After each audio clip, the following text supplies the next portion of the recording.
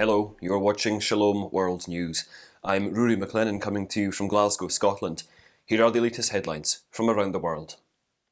The Permanent Council of the Canadian Conference of Catholic Bishops has expressed support to the Catholic TRC Healing Response Appeal launched by the Bishops of Saskatchewan. The campaign has been started to support Indian residential school survivors and their communities and to engage more deeply in the Church's ongoing commitment and response to the truth and reconciliation process. The province-wide fundraiser aims to promote healing and reconciliation with First Nation and other Indigenous peoples. The campaign will collaborate with potential participants and consult with Indigenous dialogue partners, including survivors of the residential school programme, elders, knowledge keepers, chiefs and other community members. Pledging their commitment, the CCB Permanent Council said that the work of healing and reconciliation with Indigenous peoples is of fundamental importance to local and national Catholic communities and all Canadians. Praying for peace in crisis-hit Myanmar, the Philippines Catholic Church observed Monday, July the 19th as a day of solidarity with the Asian nation. All Catholic churches across the country tolled their bells at noon and 6 p.m. on that day, calling believers to pray for Myanmarese who are suffering from severe oppression, violence and human rights violations by the ruling military junta. The Catholic Bishops of the Philippines had released a special prayer prepared by the Episcopal Commission on Liturgy, and it was recited during all Masses on that day. The date also coincides with Martyrs' Day in Myanmar, where the nation pays tribute to their fallen leaders, including General Aung San.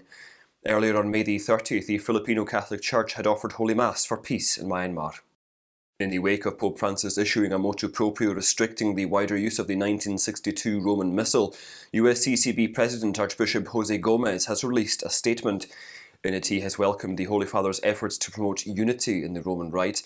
With the implementation of the new norms in the motu proprio Traditionis Custodes, the Archbishop encouraged his fellow bishops to work with care, patience, justice and charity in order to foster a Eucharistic renewal in the nation. On July the 16th, Pope Francis published the motu proprio, introducing sweeping changes to the 2007 Apostolic Letter Summorum Pontificum, issued by his predecessor Pope Benedict XVI, acknowledging the right of priests to say the Tridentine Latin Mass according to the 1962 Missal, which was a norm until the introduction of liturgical reforms following the Second Vatican Council. In the new motu proprio, Pope Francis has authorised local ordinaries to have exclusive competence to permit the use of the 1962 Missal in their diocese. Pope Francis has expressed his closeness to the people of Cuba as they protest for fundamental human rights, including food and medicine. Assuring his prayers to the Cuban people, especially during these difficult times, His Holiness prayed for a just and fraternal society built upon peace, dialogue and solidarity. Concluding his first Sunday Angelus after being discharged from Gemelli Polyclinic following colon surgery, Pope Francis specially prayed for families suffering from the current Cuban crisis and exhorted all Cubans to entrust themselves to the maternal protection of the Virgin Mary of Charity of Cobre. On July the 11th and July the 12th, Cuba witnessed its largest anti-government protest in decades, as the communist government led by President Miguel Díaz-Canel was criticised for failing to manage the COVID-19 crisis. With inflation at a peak, the lack of food, medicine and basic necessities has troubled the nation. Catholic bishops in Kenya and Africa have invited archdioceses and dioceses to plan for the celebration of the newly established World Day for Grandparents, which will be observed on July the 25th.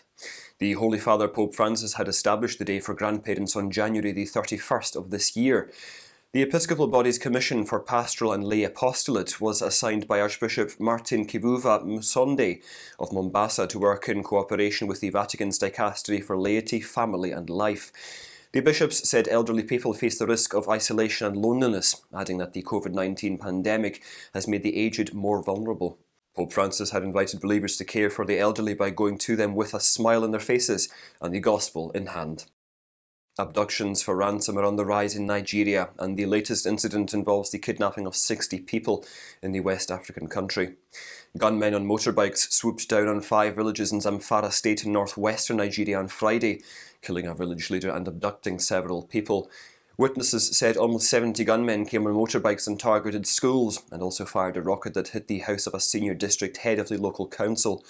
Northwestern parts of the country are witnessing a spurt in abductions by armed gangs, as the sparse presence of security personnel in those regions is inadequate to maintain law and order. In India, the Archdiocese of Delhi, comprising the national capital and surrounding areas, has got a new auxiliary bishop.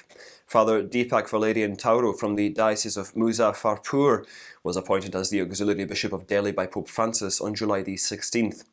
The bishop-elect has also been assigned the titular see of Buleliana, a diocese that once existed in North Africa.